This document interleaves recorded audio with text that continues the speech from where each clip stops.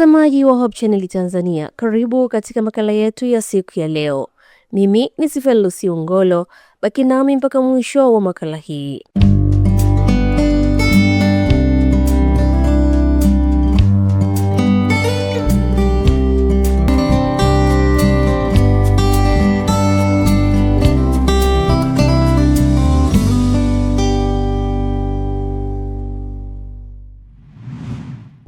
Leo tutazungumzia mfumo wa upozaji wa injini ya gari, kwamba ni nini na namna unavyofanya kazi. Na tutakuwa naye Edwin Njara ambaye ni mmiliki wa Automated Garage, ambaye aliwaza kuwa na garage toka akiwa mtoto mdogo mpaka anafikia ndoto yake. Tusikie kidogo kuhusu safari yake ya namna alivyoanza kuwa na ndoto ya kuwa na garage mpaka kumiliki garage. Kwa majina naitwa Edwin Njara, ni mkurugenzi mtendaji wa Automated Garage. Automated Garage ni garage ambayo inapatikana ndani ya jiji la Mwanza na katika maeneo ya Mabatini Sinai. Jinsi nilivyoanza kwenye tasnia ya ufundi, na nilikuwa bado niko shule, nilipenda sana ufundi. Nilikuwa natamani sana kuona fundi akiwa amechafuka. Nikimwona fundi amechafuka, ninatamani sana na mimi pia kuwa hivyo. Kama unavyojua mafundi wengi huwa ni wachafu. Overall kuta ni machafu na nini. Kwa hiyo nilikuwa natamani sana kuona fundi amechafuka. Lakini pia nilikuwa nasikia raha sana kusikia mungurumo wa gari. Kwa hiyo nakumbuka nilipokuwa niko shule, nilikuwa sekondari, nilikuwa nikitoka shuleni na kwenda kukaa nje ya gate la garage, masikio yangu na macho yangu yakielekea kuwatazama mafundi, lakini pia kusikiliza nini kinafanyika kule ndani ya garage. Nikisikia mungurumo wa gari nazidi kutamani zaidi. Nakumbuka baada ya kumaliza elimu ya sekondari, nilimtaarifu mzazi kwamba baba, mimi nimekomea hapa katika kusoma na natamani kuwa fundi. Na nikakumbana changamoto nyingi sana, huku wazazi wakihisi kwamba huenda nimeferi, lakini sikuwa mtu wa kuferi. Nilibahatika kupata matokeo mazuri nikiwa na division 1 ya point 8, na pia nikichaguliwa kwenda katika shule ya sekondari ya Tosamaganga Iringa kwa ajili ya masomo ya elimu ya juu kwa combination ya PCM. Wakati matokeo yanatoka, tayari mimi nishajiunga na garage ikijifunza ufundi, hasa katika tasnia hii, katika fani ya umeme wa magari. Tumezoea kuita hivyo umeme wa magari.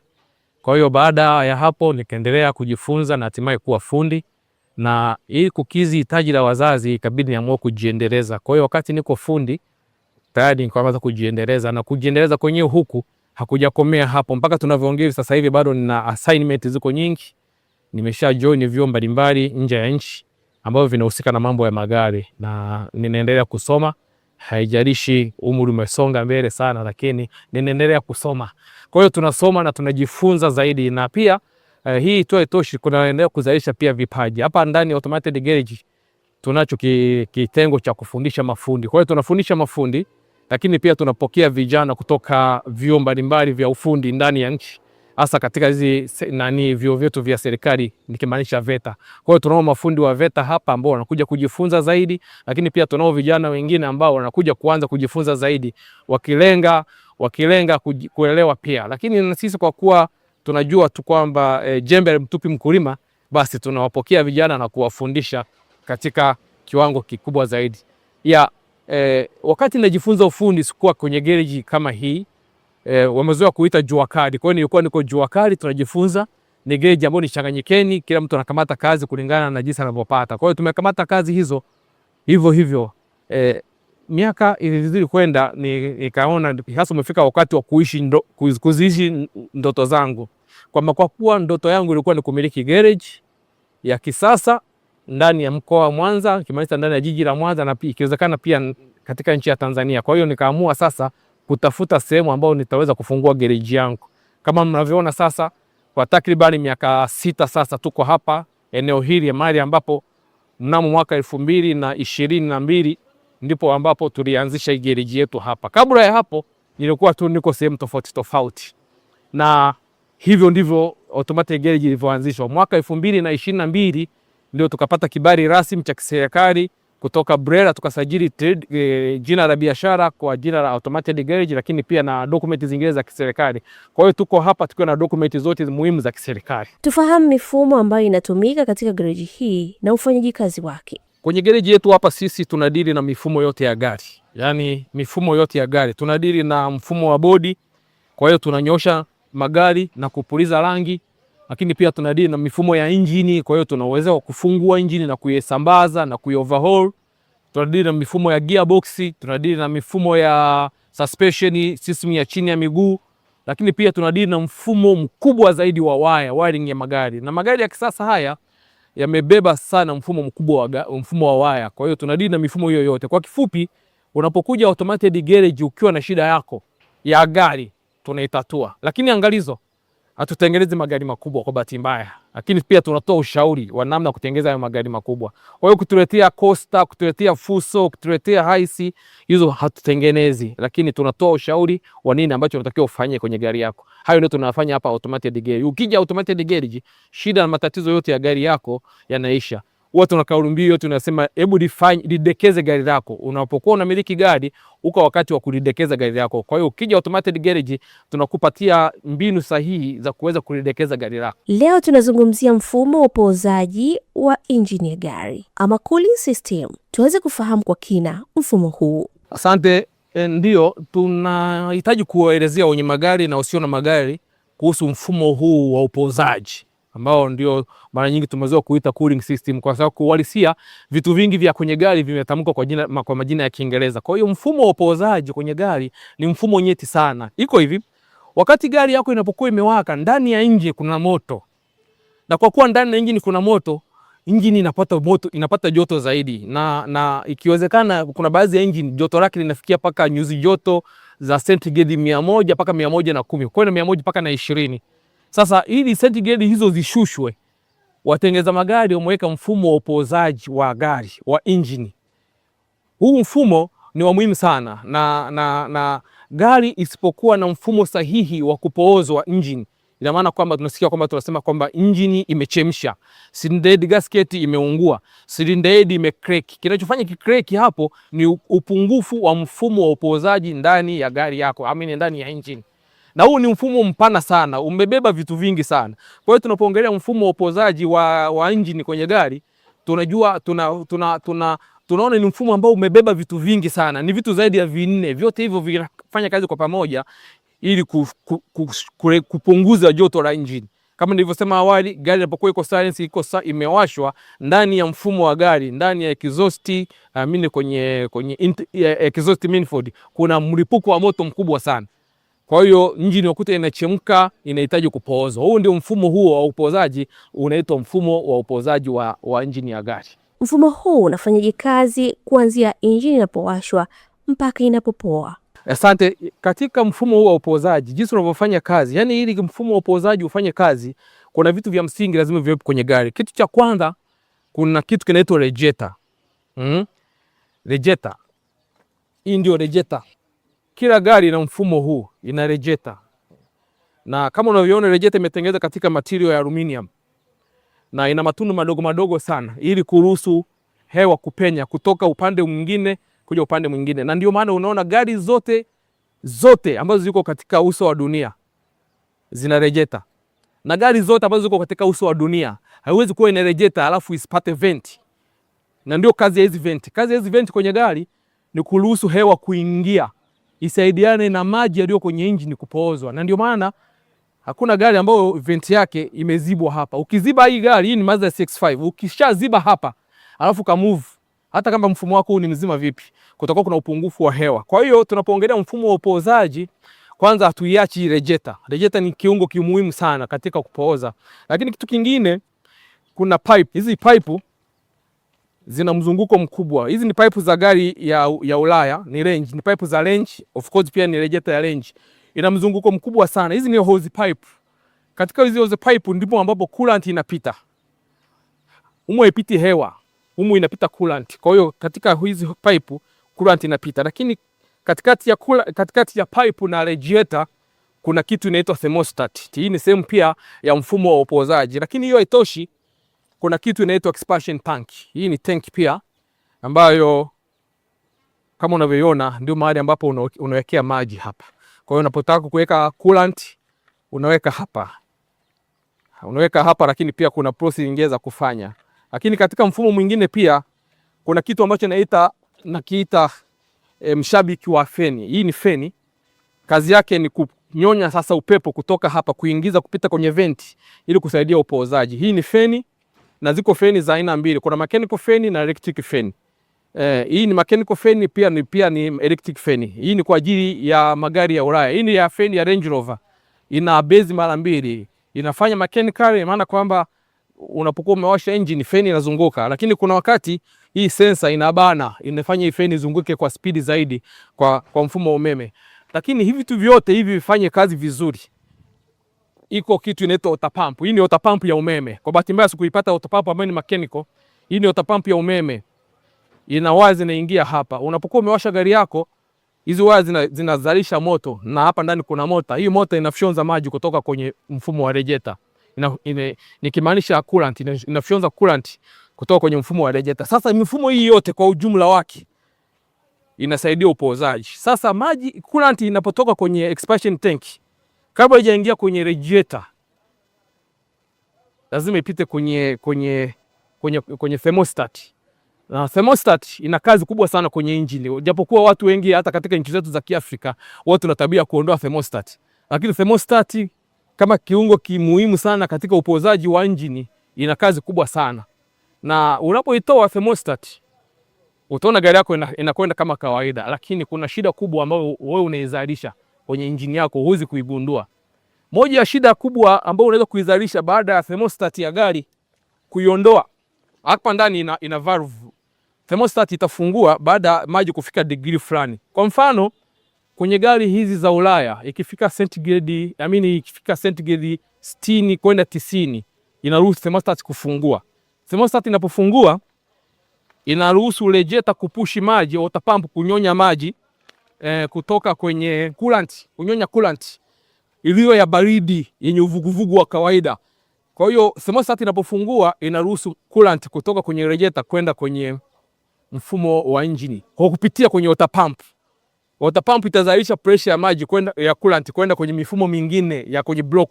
Kuna njia ndogo ndogo za maji ndani ya block ambazo zinasaidia sasa kupunguza joto la engine. Na thermostat inapokuwa imeondolewa, madhara yafuatayo yanatokea. Dhara la kwanza, gari yako itakula mafuta. Kwa sababu engine inahitaji joto fulani ili kubalance ulaji wa mafuta. Kwa hiyo kama hilo joto kwenye engine halipo, baada ya kufungua thermostat gari inapooza moja kwa moja, tegemea ulaji wa mafuta. Lakini pia kwa gari za petroli tegemea kuwa gari yako itakuwa inaua plug mara kwa mara.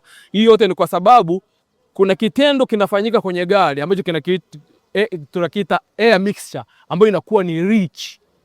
Mafuta yanakwenda mengi kwa sababu engine inahitaji kitu kingine, chemical zaidi, ili kuweza kupoozwa. Kwa hiyo coolant kama inapita moja kwa moja, engine haifikii joto lile ambalo linahitaji kupoozwa mara kwa mara. Kwa hiyo ndio kazi ya thermostat, kuruhusu maji ya baridi kuingia kwenye engine na kuruhusu maji ya coolant ya moto kutoka kwenye engine na kurudi katika mfumo mwingine wa upoozaji. Kuna aina ngapi za mifumo ya upoozaji wa engine? Ziko aina takribani 2 za mfumo wa upoozaji. Kuna mfumo wa upoozaji ambao ni wa mechanical, unatumia nguvu tu ile ya engine, kwamba mfumo wa upoozaji feni inafungwa kwenye shaft mbele ya engine, lakini njia zingine za coolant ni zile. Huo ni aina ya kwanza, mfumo wa upoozaji. Lakini aina nyingine ni mfumo wa upoozaji wa umeme. Mfumo huu ina maana kwamba water pump ni ya umeme, feni ni ya umeme, lakini pia thermostat pia ni ya umeme. Vinafanyaje kazi hivi vya umeme? Wakati sensor ya kudetect joto la engine inapokuwa imefikia centigrade 100 au 90, inapeleka signal kwenye control box. Na hiyo sensor ikipeleka signal kwenye control box inapokea mawasiliano kutoka kwenye sensor kwamba engine imeshachemka, inahitaji kupoozwa. Sasa nini kifanyike? Inapeleka signal moja kwa moja kwenye thermostat ya umeme, inafungua. Thermostat ikishafungua, wakati huo katika sekunde hiyo water pump ya umeme pia inafungua, inafyonza maji sasa, inafyonza coolant kutoka kwenye rejeta iliyo na uvuguvugu, isiyo ya baridi wala isiyo ya joto sana, iliyo ya uvuguvugu kadirio la centigrade kama 35 mpaka 70. Ikishafyonzwa inaruhusu mfumo huu kupoozwa. Lakini ule wa mechanical inapooza moja kwa moja, lakini pia thermostat inafanya kazi katika mifumo hiyo yote, mfumo wa umeme wa upoozaji na mfumo wa mechanical wa upoozaji. Kuna tofauti gani kati ya kutumia coolant na wanaotumia maji, na hasara ni zipi? Kwa kifupi ni kwamba hasara kutumia maji kwenye mfumo wa upoozaji ni hasara kubwa 100%. Yaani unapotumia maji badala ya coolant, tegemea hasara 100% kwenye mfumo wako wa upoozaji. Iko hivi, maji kwenye gari yanawekwa sehemu moja tu. Unapoweka maji hapa kwenye kitenki cha kusafisha kioo, hapo tu. Kama una gari lako hakikisha tu hicho kikontena cha wiper fluid hicho ndicho weka maji. Lakini sehemu nyingine ambayo haupasi kuweka maji, ambayo tumezoea sana watu wengi tunaweka maji, ni katika mfumo wa upoozaji kwenye radiator. Mimi nitumie nafasi hii kusema tu kwamba ni hasara kubwa sana kwa mwenye gari ambaye anaipata, japokuwa inaweza sionekane on time, lakini anatengeneza hasara moja kubwa sana. Mfumo wa upoozaji wa injini unahitaji kupoozwa na coolant, si kupoozwa na maji. Japokuwa unaweza kuweka maji ukaendelea kutumia, maisha yako yakaenda tu hivyo. Sisi mafundi ambao tunapata nafasi ya kufungua injini, mara nyingi tuna experience vitu vingi. Moja, utakuta mfumo wa kwenye injini, zile njia za maji unakuta zimeliwa na kutu. Na ukiangalia sana kutu inapatikana wapi? Inapatikana kwenye maji. Kimiminika ambacho hakina acid special kwa ajili ya kutengeneza coolant hakina uwezo kuzuia kutu. Kwa hiyo ukiona gari yako maji rejeta inakuwa na rangi ile ya kutu, tambua tu kwamba aidha unatumia coolant sio sahihi au unatumia maji badala ya coolant. Na hata coolant pia ziko za aina tofauti. Sasa unapoweka coolant, sio coolant tu kwa sababu ya maana ya coolant. Coolant ziko za aina nyingi. Yaani kwa mifumo ya coolant ziko aina zaidi ya 3 au 4 za coolant, na zote zimetengenezwa kwa ajili ya aina fulani za magari.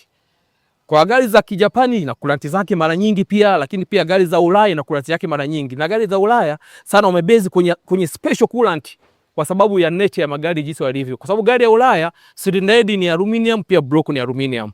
Gari za Kijapani zilizo nyingi cylinder head ni aluminium, alafu block ni cast.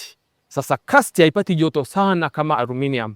Kwa hiyo mzungu ambaye nikimaanisha Marekani, Mwingereza na Mjerumani, kwa zile gari zao wale wana prefer sana coolant ya aina fulani. Na hizo coolant za tofautiana, wakati mwingine ukaona ni coolant imeandikwa coolant au antifreeze, lakini hii ni rangi ya kijani, hii ina rangi ya yellow, hii ina rangi nyekundu, nyingine ni colorless kama maji vile. Zote hizo ni aina fulani za coolant. Dalili gani zinaonyesha kwamba mfumo wa upoozaji ama cooling system una shida? Ili ugundue kwamba mfumo wako wa upoozaji una shida, moja, kwanza ni waambie wenye magari na madriver, jenga tabia ya kuendesha huku unaangalia kwenye dashboard. Hiyo ndio sehemu sahihi ya kugundua kwamba gari yangu ina shida kwenye mfumo wa upoozaji.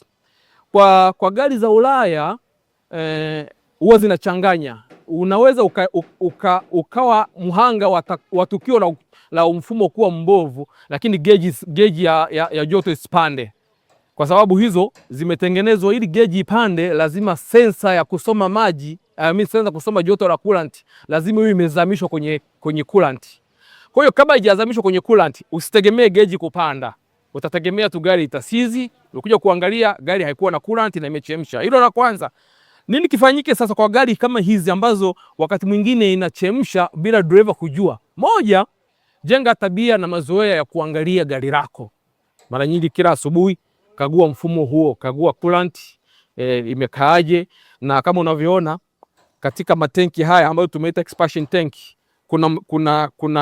kuna gauge hapa inakuonyesha.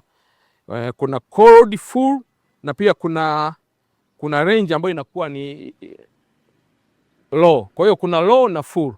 Sasa hii na nyewe zina maana yake. Kuna watu wengine wanaamua kujaza, anafungua hiki expansion tank, anajaza coolant mpaka mwisho. Hii ina maana yake. Unapojaza ina maana kwamba unaruhusu sasa gari kupoozwa, lakini bila kuwa na expansion tank, bila kuwa na chamber ya hewa. Kwa hiyo kuna nafasi ambayo lazima katika mfumo huo hivyo. Hilo la kwanza. La pili, kwa gari za Kijapani za sasa hivi pia zinakuwa na changamoto moja. Asubuhi unapokuwa unataka kuwasha gari yako, pale kwenye dashboard ina gauge. Ina kitaa cha green na kitaa chekundu. Unapowasha gari yako, kitaa cha green kitawaka, kukuashiria kwamba mfumo wako wa upozaji uko normal. Lakini kumbuka, kama hujakagua maji coolant, vizuri ukague. Unapokagua coolant alafu kaona iko normal, alafu kaingia kwenye gari ukawasha gari, kile kitaa cha green kinapokuwa kinawaka, kinakuashiria system yako iko sawa, utaendelea ku drive. Kikiwaka kitaa chekundu, hicho usiendelee na safari, paki pembeni, uangalie mfumo wako wa upozaji. Maybe kuna shida moja, radiator imepasuka, au mbili, pipe zimepasuka, au tatu, water pump imefeli. Kama gari inatumia water pump ya umeme, labda kuna shida ya umeme, mzunguko ule wa maji wa coolant wote haufanyi kazi. Kwa hiyo kile kitaa chekundu kinapokuwa kinawaka, kwa gari zingine kinawaka mara moja kinazima, gari zingine kinawaka mara moja na hakizimi. Huo ni wakati sahihi wa driver, mmiliki wa gari, upaki gari yako pembeni na kuangalia mfumo wako wa upozaji. Utakuta gari yako imeshakuwa kwenye tabu kubwa au tabu ya kawaida. Tufahamu pia madhara gani yanaweza kujitokeza ikiwa mfumo haufanyi kazi vizuri. Mfumo kama haufanyi kazi vizuri, sijui nitumie mfano gani, lakini naweza nikatumia mfano huu. Ninatambua kuna watu ambao wameshaishi mikoa yenye joto. Ile comfortability ya maisha katika siku hiyo unakuta haipo. Joto linapokuwa limezidi kwenye injini, ina maana kwamba maji coolant ina joto zaidi ya sentigredi 100, na oil pia itakuwa na joto sentigredi kama hizo, kwa sababu mfumo ule unapokuwa unafanya kazi unapooza block na cylinder head kwa ujumla. Sasa kama mfumo haufanyi kazi, tegemea mambo yafuatayo. Moja, oil kuungua na kuisha ndani ya injini, na hii inapelekea injini kuseize. Kwa maana kwa piston na block zitashikana na injini itaseize. Hilo la kwanza. Lingine, mfumo wa upozaji kama ufanyi kazi, tegemea pia cylinder head kuungua, cylinder head gasket kuungua. Na cylinder head gasket inapokuwa inaungua, ina maana kwamba itaruhusu compression kutoka kwenye maungio ya cylinder head na block kutoka nje. Tunasema gari itakuwa imeruhusu compression, na wakati mwingine hata kutoa coolant kupitia katika zile connection za cylinder head pamoja na block. Hilo la pili. Lakini lingine la tatu ni gari kupoteza nguvu zaidi. Ukishaona gari imepoteza nguvu, ina maana compression inakuwa imepotea, gari inakuwa na misi, gari kushindwa kupanda kwenye mipando. Hiyo yote ni kuashiria tu kwamba gari yako mfumo wa upozaji umeshindwa kufanya kazi kwa ufasaha zaidi. Na ukiwahi utasave gharama kubwa sana. Na usipowahi, kama ambavyo tunaona watu wengi wanaona mambo ya kawaida tu, gari imepoteza nguvu, wanachukua kawaida, maasimisho wa siku gari inasimama, inazimika na haiwaki tena. Tukiitwa sisi tunaangalia, je, gari na compression? Gari haina compression. Unakuta engine piston ring zimesisi. Kusisi kwa piston ring pia kunachangiwa pia na gari kuoverheat, kuchemsha katika kiwango kikubwa zaidi, na gari kupoteza nguvu na engine kusisi kabisa. Tufahamu pia hili. Je, coolant inabadilishwa? Watu wengi wanajua kwamba coolant haibadilishwi. Leo ninawatangazia rasmi, coolant inabadilishwa. Yaani kwa wale ambao mnafahamu kwamba coolant haibadilishwi, nitaongeza coolant, nitaongeza maji, coolant imepungua, nitaongeza maji, ni uharibifu wa gari. Iko hivi, watengeza gari, hapa nina kopo la coolant. Hii ni coolant ya rangi ya yellow.